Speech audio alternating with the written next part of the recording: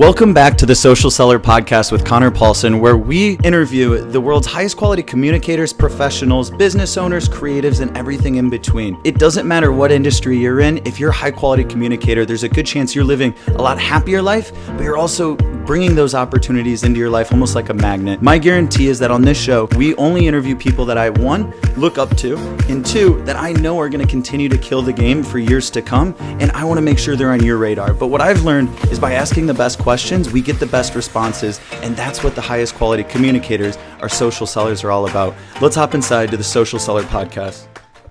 Yes. Let's go. Welcome back to the Social Seller Podcast with Conor Paulsen. We have a special guest, and we got to hop right in. Anayo, I know you as Niall. A lot of your friends know you as Niall. What is your last name so it's pronounced right? And I am so excited to hop in. Thank you for having me. Excited to be here. Always pleasure to see you. It's always good energy and good vibes when I'm with you, seriously. Last name is Nworjih, and Anayo. People call me Niall. Make it easy for them, but yeah.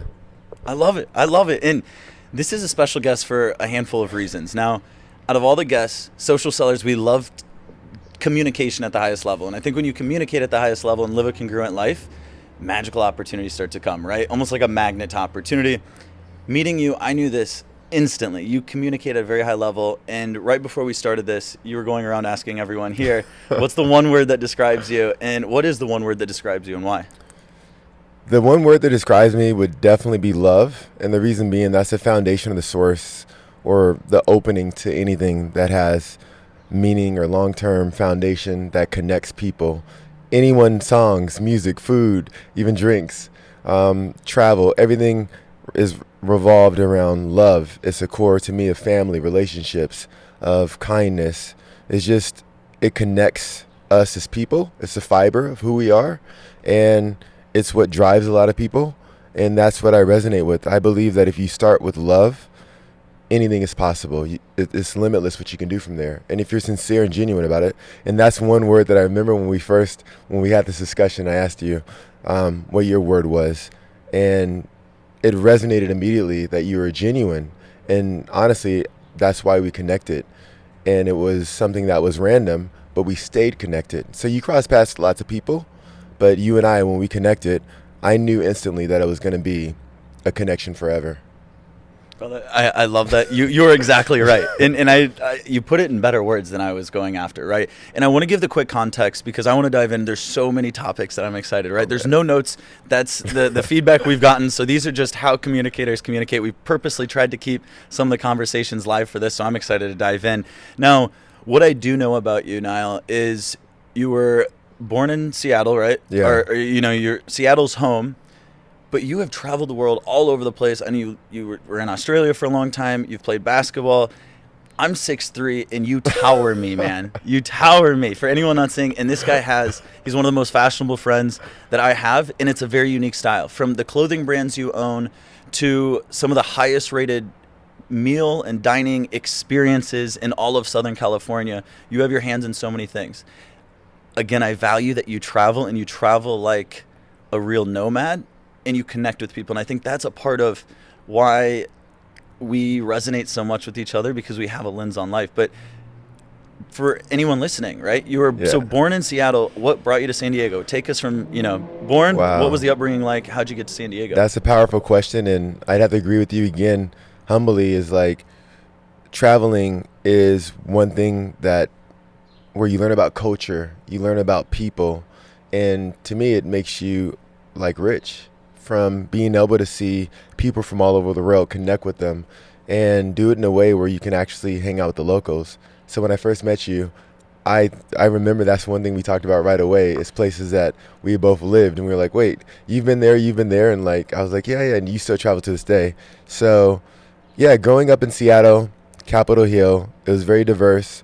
There are people from all different walks of life, which I love, and I think that's why I resonate with traveling, because growing up, we had some of my best friends were Filipino, some were Korean, and it would just, I'd be having bulgogi and kimchi over one friend's house, and then having Filipino food at another friend's house, and Japanese. My other friend was Japanese and black, and so we go over his mom's house, and she's cooking like Japanese food. So it was like such a rich experience of a variety of cultures that was magical, because even though you're not going to Japan, you're not going to Korea, you're not going to the Philippines, you're not going to, like, we had a huge like Ethiopian community also. You get to try some of these foods and you get to hang out with the people. So growing up in Seattle, in Capitol Hill, like, was a downtown area. So it was really cool. It was fun, man. We like hung out, we hit the streets, and just like, it's very artsy, very like kind of grimy, hipstery area, and lots of coffee shops. So it was dope, man. It was a great experience. A little bit rainy, but you make the best of it. The summers are beautiful. Lots of outdoor stuff. If you like the water, if you like green, if you like going on hikes, snowboarding, skiing, it was perfect. I know you love skiing and snowboarding. So it's perfect for that. But yeah, that was growing up in Seattle. What brought me to, so I was actually, one thing you don't know, we've never talked about ever before, is the transition that brought me from Seattle to California. So from a young age, my father's a foreigner. He was from Nigeria, came over to America to go to school, University of Washington, and he came over literally with one bag, and that's it. And he worked the nights at the hospital, and in the daytime, he went to school. He slept on the average about 4 hours. He did this for years, and he just grinded, and it was inspiring and just incredible to watch by sight, what he was doing, because it gave me the energy and the motivation to want to not only help people, but just do more as a whole. So I could go further, but I'll stop there for now. I love it. And so did you play basketball growing up? Because you subtly mentioned, and I don't think we've ever really talked about this, but you subtly mentioned that you got back from LA at 5 a.m. this morning. Yeah. Running on 2 hours of sleep, which I feel like isn't uncommon for you. Oscar, I don't know how you guys do it. Yeah. But you were playing with pros, and I feel like not many people can compete at that level. You have the build. Was there an athletic part? Yeah, there was. It's always come natural, to be honest. Like, playing ball from the time like started, like probably 4 or 5, shooting a little hoop, and ended up. It was just something that I was passionate about, something that came natural, and being 6'6" probably helps. Yeah. And I started playing, and then there was 2 things I wanted to do. I wanted to be a firefighter, and I was like, I want to play basketball in a different country, and it was a long journey, to be honest. But at the age of 19, we won enough tournaments to start playing in Vancouver, Canada, and so we got sponsored by the NBA to start traveling all over the world to play basketball. And we lost many games before we made it there, but eventually, I think the key behind that was, that resonates with you as well, is not giving up. In life, you're faced with so many obstacles or adversities or challenges, and I believe the obstacles away. It opens up doors of opportunity. It may be ugly, it may be raw, it may be scary sometimes, but when you push through and you keep going, there's something beautiful, honestly, that comes out of that. It builds personality, it builds character, it builds endurance. And so those are some of the core things that we learned as a team, that no matter what you're going through, a few things: rely on your team. You have to have a good tribe around you that builds you Amen. up. You could be feeling like crap one day, and you're like, your team's like, yo, let's go, Conor, let's do it, let's get it. And it's just like, all right. Even the energy earlier today, when we first walked in, he's like, hey, how's it going? Let's go. I was like, whoa, I need to step my energy up, Yeah. So I'm a big believer in transferring that energy and bringing the right energy, whether it's on the court, off the court, in a business meeting, in a relationship. I'm a strong believer in energy is a key, a major key to success, and a major key to creating beautiful relationships. Amen. I love that you mentioned that, right? Because I've had a big transition in my mindset with this. Are you familiar with David Meltzer? No. So he's someone I really look up to, someone you'd like his content a lot. Very successful in the sports realm, and that's where he really built some of these monster companies, and then he lost it all. And what I love about him is he has a spiritual component, and that's what brings it together, because he's in the room with all the big guys, but you see he's about love, and he's so successful because of it, and people know. I love that. But one thing he had said yesterday, and I actually posted on my story, was something along the lines of some advice my dad gave me and my grandpa had mentioned growing up. And it was, the way you make people feel is how they remember you. And I think that comes down to energy, right? When I was being taught this, I wasn't adapting. I wasn't like applying it, right? Yeah. And the older I've gotten, the more I've understood, not even on a spiritual level, but like energy. You could have energy to wake up in the morning, right? You could be excited because you have a big trip coming up and you're flying out in a few hours. Like, I get excited for that, right? Definitely. That's a type of energy, but it's also the transfer of energy, like you said. And when you're a certain level of communicator and you are on your path to some degree, right? You're doing what you love, you're doing something right. It just only makes sense to give that energy, right? And then people want to be around you. And when you're doing it authentically, treating people well, something, and I'm really just talking about you and our relationship that I've always seen. Anyone I introduce you to, you come from that state of love. You ask great questions. You live the social seller lifestyle, right? No, it's exciting because for me, you have to be vulnerable to a degree, right? Like, people can sense it, they can feel it, they can see it when you're okay with entering spaces that are normally uncomfortable. And for me, it goes back to your original question, why did I come from Seattle to California? Yeah. And I was married at the time, so I met this beautiful Portuguese Trinidadian, curly hair, beautiful eyes, nice smile, Chloe. And we met in Vancouver, Canada. Have you been to Vancouver, Canada yet? I think I spent a night there. Is that a big stop for like the cruise lines? Because They do stop in Vancouver sometimes. Yeah, that was in Vancouver. We have to go back. We have to do Vancouver, Canada at some point. So we bought our first house. I was 23, and because from a young age, my father would just like buy property, and I was like, okay, whatever. So I started buying properties, but we got married. We didn't have anything. We bought our first house, and we're like eating peanut butter and jelly sandwiches, just like trying to make a mortgage payment just to make it. And so one day we're like, you know, it'd be cool to live in California. My first trip down here with one of my best friends, Mike, who's Korean and white, who I grew up with. That's one of the people that the rice pot would always be on. There'd be kimchi and bulgogi and rice always ready to go. So their father, his mom drove us down on my first trip ever to California, and I said, one day I'm going to move to San Diego. So rewind years before that, well, years forward, and I'm with Chloe, my wife, and we're like, let's move to California. And then my mom is a very wise woman, very loving, passionate.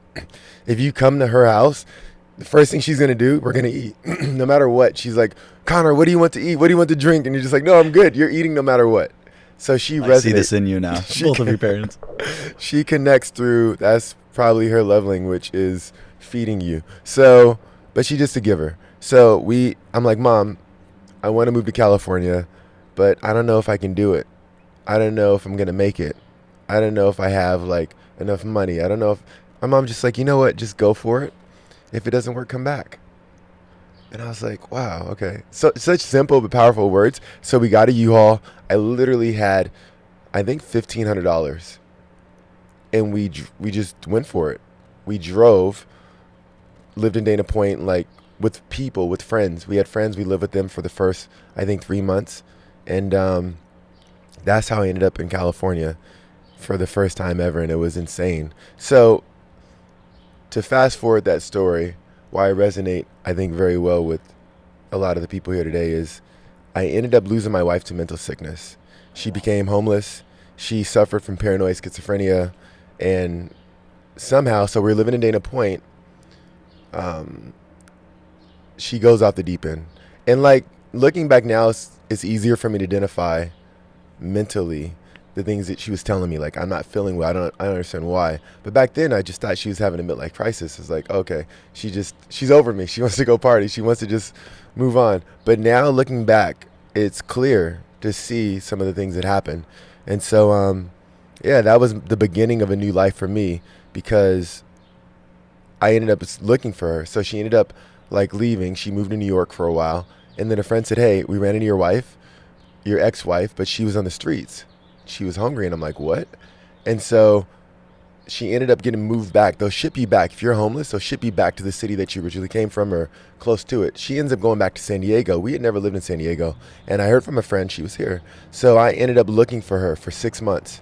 So I met so many beautiful people on that path that were homeless, that were displaced, or maybe they're struggling with mental sickness, or maybe it was drugs, or maybe they lost their job. I met so many amazing people on that path, heard so many stories. And so that was the beginning, at least for me, of a new life that I'd never experienced before. And it was humbling in the sense that you're like, wait, I'm married. We have like a beautiful home. We're all set. And we have this life. And then you're just like, crap. You go from this to, I felt like I lost everything at that point. I experienced depression for the first time. I experienced like feeling worthless to the point to not even want to get out of bed, to drinking more than I definitely should have daily for months. Yeah. And then to go from that to figure out a way to want to keep moving forward. And that was the journey from... What was it when it pulled you out? Like, what was the lowest point? So I have felt that feeling, and it's the opposite of how we were wired, today. So it's so different. But I want to understand, like, when you're at the depths, not wanting to get out of bed, what was going through your mind? Like, what were the thoughts you thought about yourself, just life in general, your future? Dark. The dark night. Yeah. You know what? It's things that is difficult because we usually don't want to talk about these things. Yeah. We don't want to go back to this space where emotionally is very powerful in a sense to, I never knew there were feelings like that, to be completely honest. I didn't even know. I was like, wait, what is this? This is so foreign. This is so strange. And at some points, honestly, I felt like I didn't even have control. Like, how do you go from being in control to being out of control in a dark space where you're not motivated to even eat? That's weird. I love to eat. So Yeah. for me, and let me know how you felt when you went through it. But for me, it was just like, I felt hopeless. I felt like there was no light. There was no color. There was no point of moving forward or taking a step, or no point even waking up. And yeah, that's the darkest place that I could say personally for me I'd been, because I felt like, obviously when you get married, you become one. You know the person, like, they're good, they're bad, they're ugly. We were one. I felt like we were one flesh. And when that was broken, I felt literally like I had been ripped in half. Like, I didn't even know myself. You look in the mirror and you're like, you don't know who that person is, So that was... Did you connect with any of those feelings? Or I haven't had anyone describe it that well, because, like I had mentioned, I had, prior to like a year ago, right, my whole life up to this point, right, so really was when I was 27 years old is like when I felt it, right? This was like 9 months ago.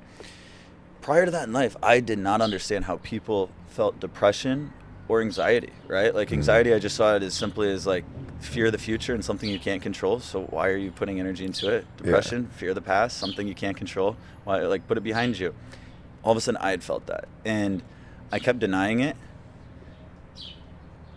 but I relate with all of it, right? There were days that I didn't want to get out of bed, or I would still wake up early and like do my routine, because my routine was like the only thing that still made me feel like I'm doing something for my future. And that, for whatever reason, from the books I've read and the people I look up to, I felt like that was what I needed to do. Yeah. So I'd wake up early, I'd get my workout in, I'd take a cold shower, I'd eat my oatmeal, and I'd get to work. And I'd be working for like an hour or two. And at this point, it's like 8 a.m., 9 a.m. And all I could think about was, damn, I must be way behind on sleep because I just want to go back to bed. This is not like me at all. Yeah, at all. And I was just like, this is weird. It must be just a little phase. And then it would go on for a few days, and then it turns into like a couple of weeks.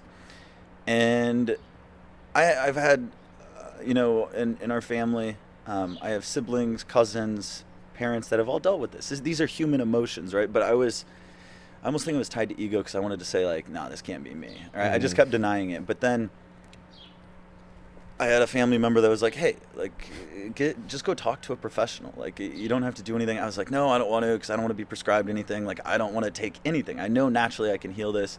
So the one thing that brought it back was, I was feeling helpless in a handful of ways. Like, I was doing the things that used to just always make me happy, and it was like guaranteed, but they weren't. I couldn't reach this level of happiness. And I had felt emotions that I was not used to ever in my life. I had never felt them. And one morning I was like, I'm just trying different little things, right? Like I was antisocial. Like I spent most of my time in the studio. I'd go work and then I'd come hang out in my apartment. And like there were days that I just didn't want to like talk to people, and that's not like me either. So I knew these little things started to add up over 2 or 3 weeks. And when I went to talk to a psychiatrist, they're like, based on everything you're describing, you definitely, there's a good chance you have mild depression. And if they would have said depression, I think that mindset of like the ego would have been like, no, I don't have that. I don't have problems. Right? Like the same way when I was diagnosed with ADHD freshman year of college, I was like, I don't have problems. I was almost pissed at the doctor. And by him saying mild depression, I was like, all right, well, it's mild. So it's mild. I can get through this shit. Make it through. Right? And there were a handful of things that really helped. And I think, like Steve Jobs always says, you can't connect the dots looking forward. You can only do it looking back, right? Yeah, and so true. Looking back, I bet over the next year to 5 years, I'll have a better grasp on what's happened and what's really been the solution. I did ketamine sessions with a doctor, and that helped me a ton. I had never felt love internally, and that helped identify self-love because I had felt it in a session. And that was something that was pivotal because it showed me that I had this love inside. There were a couple out-of-body experiences, and this was all, again, led by a doctor, therapist. Like, this is like all professional stuff. To one morning, like I was getting at, when I was going through this and like at the lowest point, I was getting ready, trimming my beard in the mirror, right? And then I turned on the speaker. I was like, you know what? I'm not listening to music today. And I just turned on, just like I always used to, but I had just gotten away from it for a year or two. I just turned on, a speaker. And for whatever reason, I was feeling like Tony Robbins, right? Tony is the guy that started me in the self-development journey freshman year of college when I didn't have a business, but knew I wanted one. Yeah. And I didn't know how to create. So it was like, I'm just going to invest in myself through self-development. And Tony just taught me these things through YouTube videos, just watching them for 3-4 hours at a time and taking notes by myself in a locked bedroom, right? And I loved it. And I turned it on. And Tony, I forget what the takeaway was, but he was just talking about adversity. And it's like, you keep going, right? Like you had said, the obstacle is the way. And the thing that resonated with me was I need to get back to my routine, my discipline routine. I was doing a couple of the things, but not like the 10 things that I do every single day. And by fighting, like this was the hardest fight I had ever gotten to like get back into that routine, right? I was at like, there was a mountain. Imagine a mountain at the bottom of like in between these mountains, there's this valley. And at the bottom of this mile deep valley, there's a crevice and it goes another 4 miles and it's dark. It's a scary place. If you would have yelled at the top of the mountain down in this crevice, you go, hey, Conor, right? It'd take like 3-4 seconds. You might hear your echo. And then you hear me go, yeah, I'm at the bottom. Getting Tony, for whatever reason, whatever he said, it was like, Conor, get back to yourself. Like, routine is what helped you get to where you're at, where you feel so much momentum in the day. Routine is a huge part because I think routine and discipline make a big difference. And then I started listening to a bunch of the Navy SEAL guys, right? Like David Goggins, Jocko, and their communication style isn't something I consistently listen to, but it was exactly what I needed to hear. And it was like something along the lines of stop being a bitch. Like, this is selfish on your end. Like, you're selfish to yourself and your family, your loved ones. Like, yes, it's happened, right? Like, keep moving forward. To me, it was routine. Start creating the future, right? Routine to me is you're investing in your 5 years, 10 years, 25 years in the value you're going to be able to provide on a global scale 10 years from now. I can't be wasting time. This is precious time. 100%. Right? Yeah. 100%. So anyway, I resonate at so many levels with that. I appreciate you sharing that and being open and aware and genuine enough and vulnerable enough to share that, because these things it's awkward sometimes to have these discussions. But sometimes I find the most powerful things or the most magical things come out of going to a place that many people don't go, and talk about things that people don't always want to talk about. Ryan Holiday, one of my favorite writers, I was listening to him this morning, and he spoke on that exactly. Stillness is Key is one of the books that I love. But Ryan Holiday is legitimately one of my favorite content creators, copywriters, you name it. Legend. So he spoke about routine, and I totally agree with you in having that breakthrough. And cold showers, by the way, my friends tried. Are you still take cold showers? The last 3 years. Really? So today I didn't. Okay. But normally I do. Once a week I don't. All right, But yeah. respect. I tried it. I was like, I can't do this. I can't do the cold After a few water. weeks of doing it consistently, you almost start falling in love. The trick Really? is once you turn the water on cold, you do not wait a second. You get under it, and you do it right on your head, right on your head and your neck. So Respect. it's just like, Oh my and then you God. start doing leg ups to keep your heart rate up, so it warms for a second, and then you start yelling what you're gratitude for. Money comes to me effortlessly. Beautiful people are attracted to me effortlessly. I give so much love. I have love and abundance that I give to the world, right? And I'm saying these things with emotion. It's heightened emotion, right? Anyway, but yeah, No, I like it. there's I was little tiny like, things I that really wanted help to me know. get You through never, it. I didn't know that. I have another friend that does it and believes in the coach hours. And so respect to that too, because they say that it has like power to make you basically like a superhero. So like, it all makes sense now. Why you are today. It just wakes my ass up. Oh my gosh. Another definitely important, like major key or foundation that is a fiber of everything that connects us, and what helped me get through this, the difficult spot was definitely God. And so believing and knowing that there was something bigger, something better, and someone or something that loved me and that could help me get through these obstacles, that there was hope, there was faith, and there was a way. A lot of people are like, say they're looking for opportunity, but they never open the blinds. And so for me, it was like you said, kind of like, okay, stop feeling sorry for yourself, get up, it's time to like move forward. Like, granted, this is the most awkward thing that I've ever experienced in my life, like looking for my wife on the streets of San Diego to see if I'm gonna find her. And one day I did find her.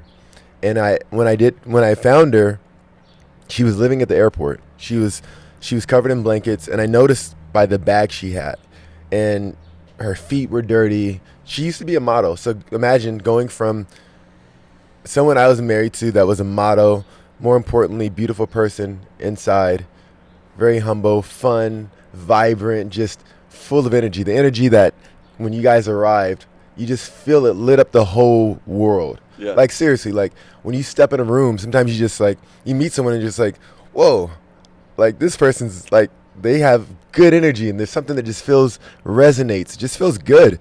And that's what it was like being with her daily, just like vibrant. She loved to cook, passionate. And so now here she is laying on an airport bench,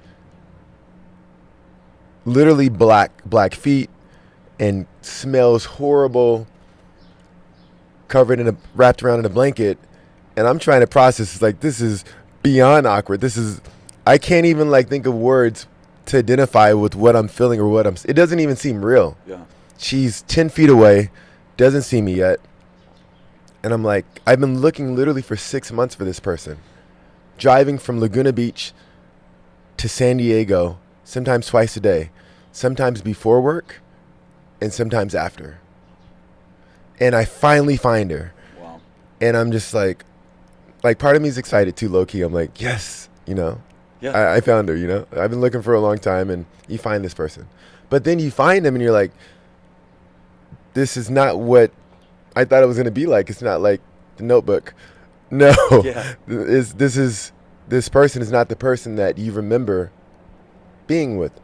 And so for me, I learned that you could have the best intentions in the world. You can be optimistic. You can be positive. That doesn't necessarily guarantee results. But it does guarantee the highest probability of the greatest results that you can possibly have by going in with a good mindset, going in with a good attitude. And that goes towards everything in life, whether it's looking for your homeless wife, whether it's looking for a new job, whether it's trying to repair a relationship, whether it's trying to create something new and exciting, whether it's helping someone at the hospital. When you're going with the right mindset and the right attitude consistently, you will always have the best results. And that's one thing that I learned. And it was humbling, very, very humbling. And I feel like putting your ego aside, put your pride aside, like, I feel like I love humble people and that's what I love about you also. And it's easy to talk to you because you're humble. Like, we can connect. They say sometimes you can get to know someone faster in 1 hour than you do in 1 year. And I felt like that's how we connected instantly because you were humble, you were kind, you were sincere. Even your body language, the way that you sat, the way that you connected, the eye connected, like it was like you were so engaging. I was like, wow, who is this person? Like they're hanging on every word. Like, but you had all of the components to create something magical to where I felt like we knew each other forever.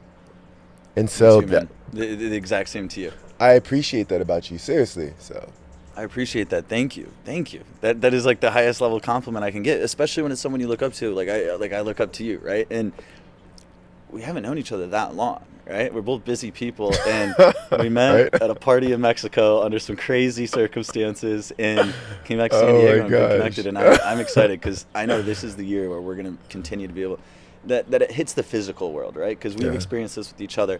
And before we move on, so you're 10 feet away from your wife. What Yeah. was that interaction like? Like, who said the first word? Did she, what was her facial expression when she looked at you? What was going through your mind as you were walking up to her? Wow. It's a powerful question and an emotional one because